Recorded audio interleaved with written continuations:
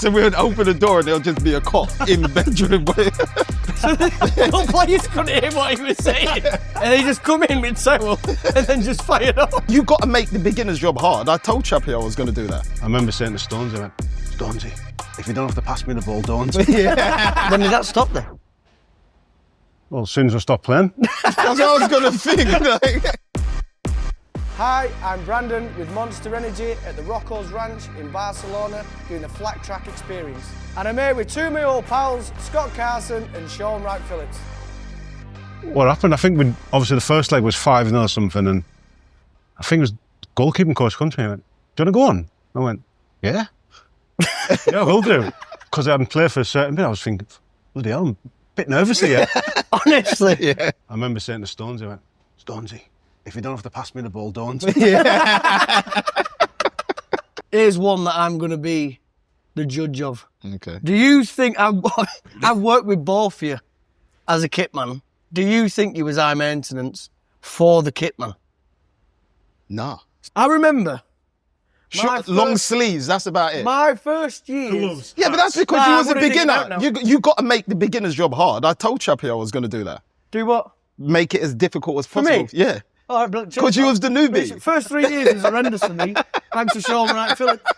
But That was the breaking in period. Look what you became because of it. thank you. No, but seriously, I remember once you had something like 22 pairs of boots for a game. Yeah, because I didn't throw them They away. used to come out. You never said a bean. Honestly, they used to go in with stats on and they used to come out into the middle of the dressing room. Gaffer's stepping over him during team talk. The size of them, he got 22 pairs in. There you go, thank you. They ain't even that bloody big. Some people throw them away and just get a new pair. So it definitely wasn't me then. He was one size fits all. Who's the worst trainer? And I know yours already. Do you know what? Yeah, worst trainer you've ever played with. It's going to catch you by surprise, but you should, like Tevez, Carlos Tevez. Yeah, he was terrible. was like, you have a 7-a-side team, before the game starts, you're a man down. Well, I remember with him, I did a reserve team game at Morecambe, and he had to play in the game because he was coming back from injury or something, and he come back, and he was late. It was like 10 minutes before kick-off. He turned up in a Bentley with about 8 people in. They were late because they stopped for ice cream. He come on, absolutely destroyed Morecambe first half, and then the manager at half-time, the reserve team manager at the time, were giving the team talk, and he's in the shower singing. So the players couldn't hear what he was saying.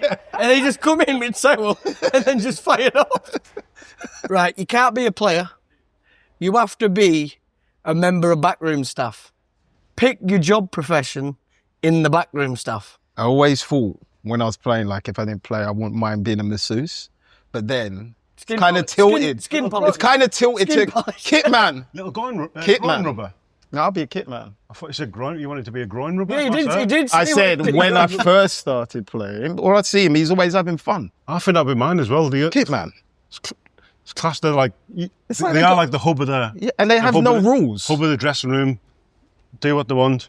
The only Perfect. thing I would have to have like the litter pickers. Yeah, you don't want to touch the slugs slab. on the floor. I'd be walking out the litter picker. I wouldn't fancy 90 minutes sweaty slugs. In your hands. Well, I've had both of yours in my hands. He's not Hey, he bothered. never said that. I always say Stevie G, you know.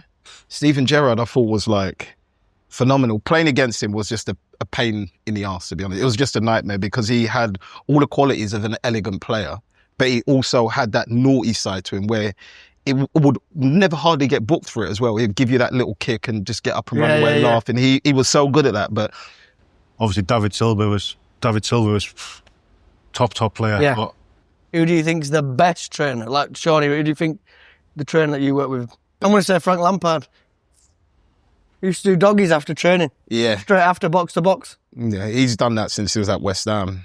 he used to do that when he was my manager after training as well. Did he? At Derby. He's still doing that. You're not playing, mate. Did you boys have any pre-match rituals? No, I didn't, you know. Like, I've seen loads, I've seen a lot of people do them, but in terms of me, I never did it because I was always worried about that one game that I don't do it. My natural instinct would be to blame it on the fact that I didn't do that ritual. So I just never did it. And if I played bad, I was just like, all right, that's on me. But I remember going through a bit of a bad spell. I think it was at West Brom, and the change manager Roy Hodgson brought in, and he just threw me straight back in, and I was struggling for a bit of confidence. And I think it was my mother-in-law. She was just like, here, put these in your wash bag, just some rosary beads, and not massive religious person, but ever since I had them, I just always had them in my wash bag, and I'd keep them near my gloves, and that was probably the only superstitious thing I really had. I always made sure when I went to a game and I had them. When did that stop then? Well, as soon as I stopped playing. That's what I was going to think. Like. Couple of tea bags then. What is your most memorable football memory? One that stands out, coming from South London, representing my country. I'd say my debut for England, because when you're growing up, there's always stages. The first stage is like getting that pro contract. Then it's trying to get into the reserve team, as it was for us. And then you want to play in the first team. But then once you've done that, it's all about finding consistency. And when you get to that point, you want to play for your country, and to be put in that category of, at that stage in my career, of being among the best 24 players, I think in many ways that's the ultimate individual achievement for me personally. Yeah.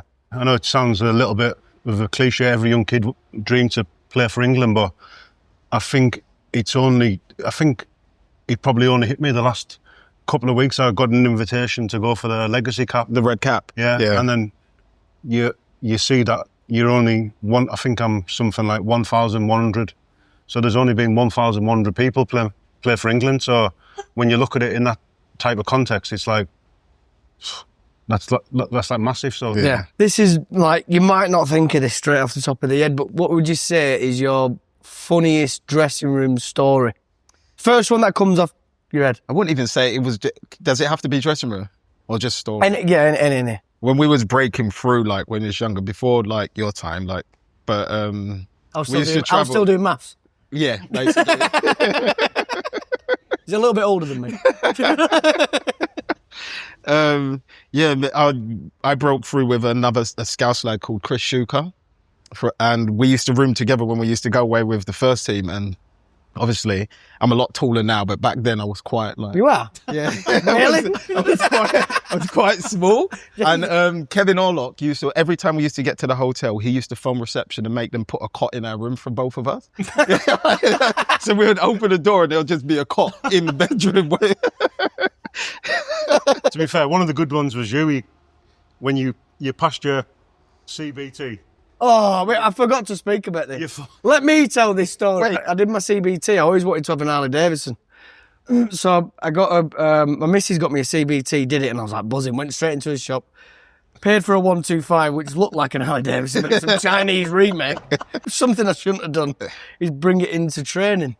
So I brought it into training, and then Scotty straight away, let me see your bike. So he was gone. He's like, right. So him and Stones, he's put on my bike. Gone round the training ground, come back. But I'm like worried because he's going past the gaffer's office. I'm like, game tomorrow. You see Scott Carson, John Stone's going past his office on a motorbike round the training ground. And then, no, you didn't come and find him again. You just went missing.